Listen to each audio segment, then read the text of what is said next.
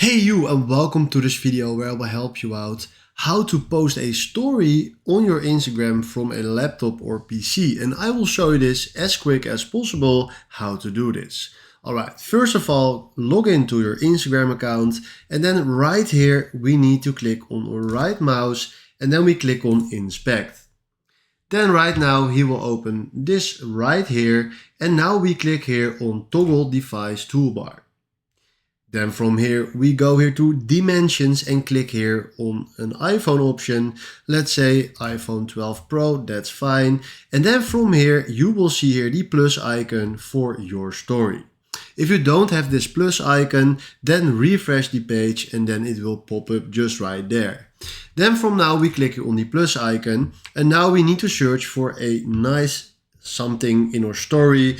So let's say I want to post the CapCut logo just right here, and then right here you see it.